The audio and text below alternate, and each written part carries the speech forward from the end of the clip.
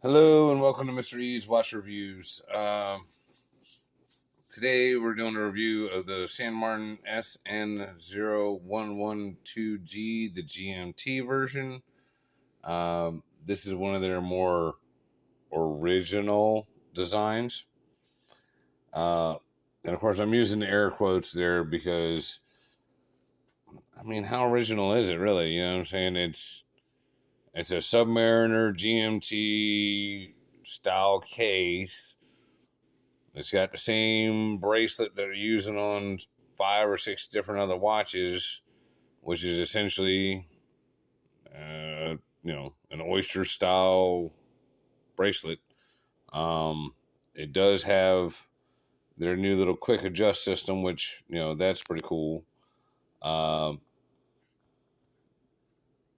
Things that I do like about the watch: it has sword hands. I really, really like the sword hands. I like the BGW9 loom. The case size, shape, and dimensions, and the female lugs do allow it to wear pretty nicely. There are a number of things that are just bugging the shit out of me, though, about this watch. First of all is they put a diver's outer bezel ring on this and a GMT inner bezel ring, which, okay, cool in concept or whatever, but then they put a bi-directional bezel on it, which that doesn't make any friggin' sense to me, because, I mean, I guess you could, like, still use it for diving and just kind of be off by a few minutes or something, but if you're not going in exactly on the 5-minute mark or, in between, like, there, you know what I'm saying? You're just guesstimating. Like, it's just a rough estimate.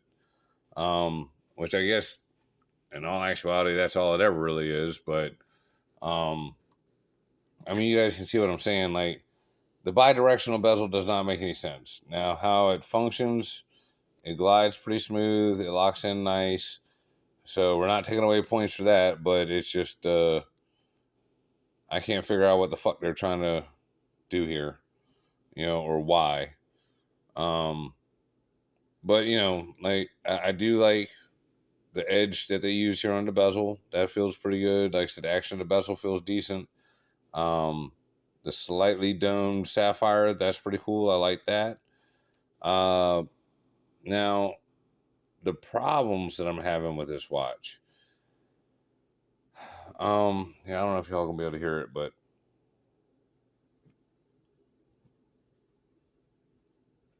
like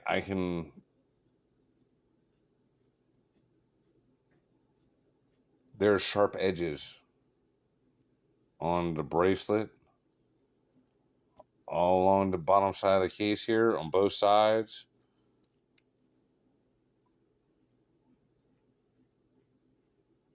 I don't know if y'all can hear my fingerprint just rolling across that.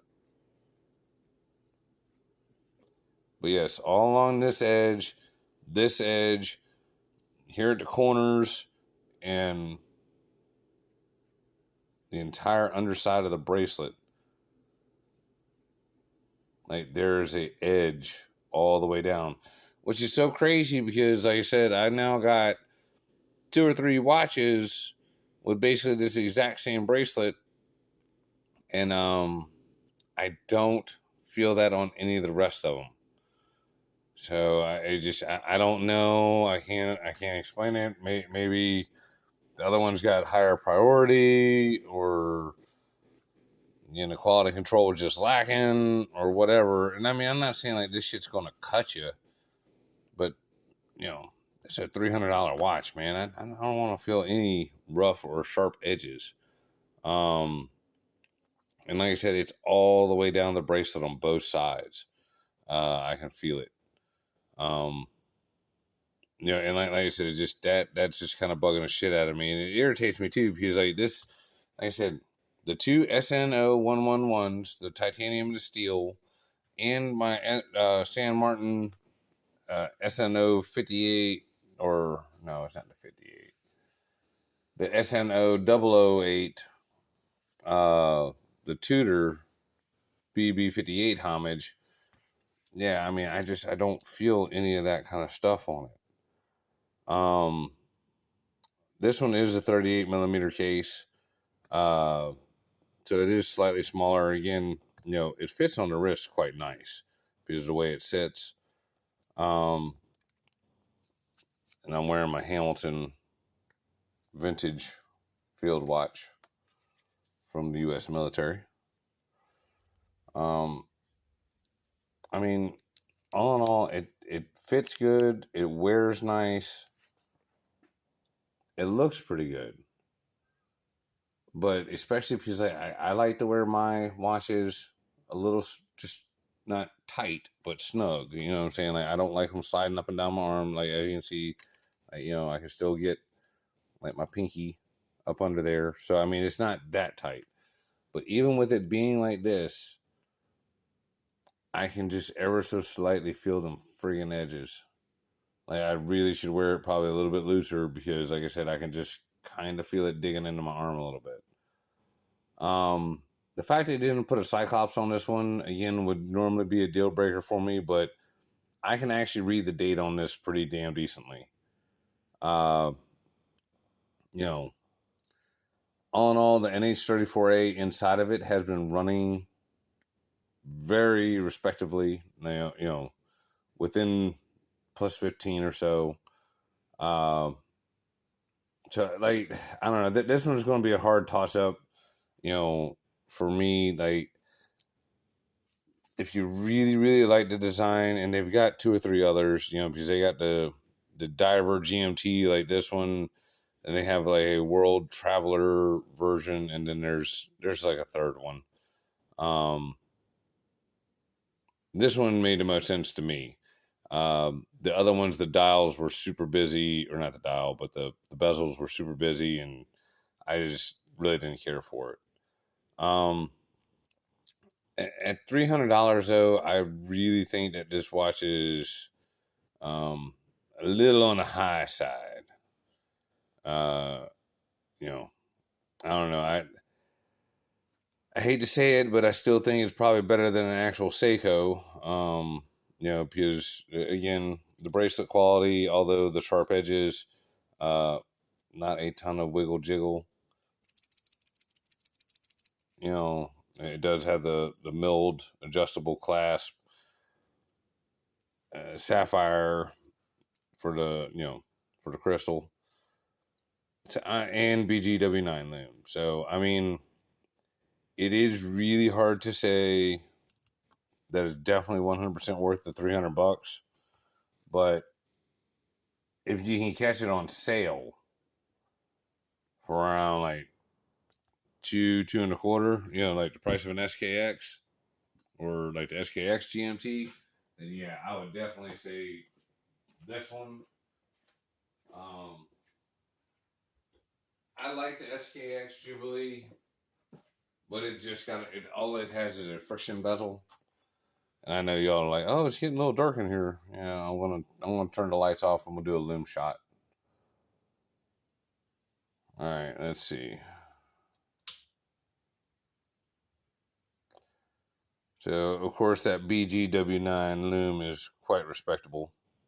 And as y'all can see, it's like 2 minutes after 6 in the morning.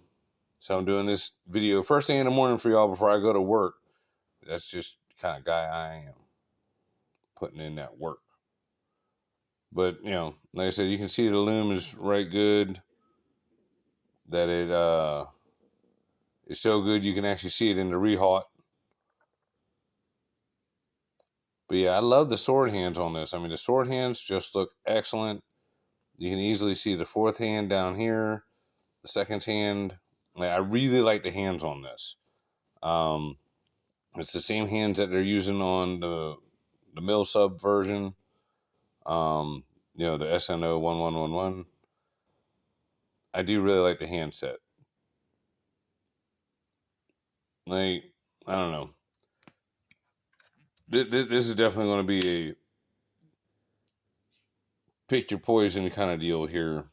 Because, I mean, okay, I'm not a huge fan of the Seiko movements because of the wide craziness that they allow as far as the tolerances. Being able to run such a wide variance of plus 40 to minus 20. The bracelet's got sharp edges. The case has got sharp edges. So, like for me, I totally see this being like a 225, maybe 250 watch max. $300 that they're asking for, definitely no. And I mean, I guess I shouldn't say definitely no because shit. I mean, there's all kinds of Seikos and stuff out there that I wouldn't pay you $300 for, and they got price tags of $500 to $1,000. So I don't know. It really depends on how bad you want it, but for a somewhat original design, and even then, like I said, it's really not that original. It's Submariner GMT case, just in a 38 with no crown guards. So again, more vintage. The only thing that's genuinely 100% original is his stupid ass bezel design. This is stupid. I mean, who in the fuck would do that? Like, that's just the dumbest shit I've seen in a minute. Like, this outer bezel should be 120 click. You know what I'm saying? It can still be the GMT because the inner bezel doesn't move, and that's what you're setting the fourth hand to. So, yeah, I don't get that. Maybe it's more functional on their world timer and whatnot. I don't know.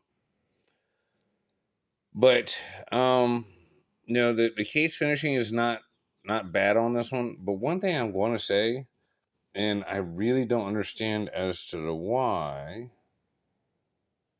Yeah, see all them scratches? I've only worn this watch like a handful of times, man, like 3 or 4 times. And, I'm not saying I was doing anything super crazy with it or anything like that, but yeah, like this one seems to be showing scratches pretty bad. Like for as little as I've worn it, it has scratches on it almost as bad as my sn0112-g, which I wear all the time. I mean, you see what I'm saying? Like there's scratches all over that fucking buckle.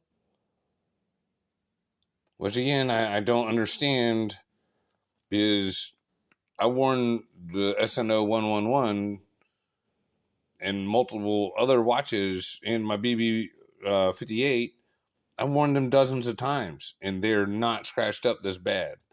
But of course, even though their bracelets look exactly like this one, they don't have the sharp edges either. So, like I don't really know how to explain that away. Other than maybe they went cheap and used some cheaper steel, or I don't know. Like I don't know. The quality control definitely wasn't there on the case and the bracelets. Like somebody just was not double checking this shit. And again, it might be just this one, but I would doubt that. Like that just don't make good sense. But yeah, like as I'm sitting here rubbing it, I can just fucking feel them rough, sharp edges. But I do like the high polished beveled edge up here. They should have done the same thing down here in the bottom, apparently. I do like the brushed sides because again, because of me and the type of work I do and stuff like that, typically the brushed stuff hides things a lot better, like scratches and things. Where, like I said, the case looks fine on this, but yeah, you can definitely see some scratches right there in the links. Like I said, all up in the clasp. So this one's going to be up to you guys. Like I'm not going to tell you not to buy it. I'm just saying for $300, I'd maybe look at some of their other options. Like there are some other watches out there that are much better quality, maybe a little less original in design, but yeah. I mean, I don't know. That's kind of up to you guys. Let me know what y'all think in the bottom. Is the originality more important to you, or is quality more important to you? Because myself personally, I'll take a super badass homage watch that was built to the fucking moon and is, 10 times better than the original, or just as good as the original, but with cooler options, i.e. Janot. Because like I said, that to me, like the Ocean Rover 2, that's the epitome of what you should do. You know what I'm saying? Like, oh, you won't take all your coolest features and put it into one watch? Well, I will. Stand back, hold my beer, watch this. Like, to me, that's what's up. Because, like, again, I was at the Rolex AD. Me and the lady was talking about it. I was showing her my Ocean Rover, and yeah, it's got everything that I want, nothing that I don't. This I was hoping was going to be kind of the same thing, but it's close. It's got several things that I like, and a whole bunch of things that I'm just disappointed in. And again, none of them are absolute deal breakers. But I would wait till the next sale, see if y'all can't get this thing for closer to $250, $260 versus $295, $305 kind of deal. All right, I really appreciate y'all watching. Please like and subscribe. Oh, and if you guys would like to win a San Martin GMT, like I said, we're giving away this one. I'll leave a link to the video that you need to leave a comment on in order to win that. But yeah, well, like, give me an idea. Like, I would much rather recommend this one to you than that one.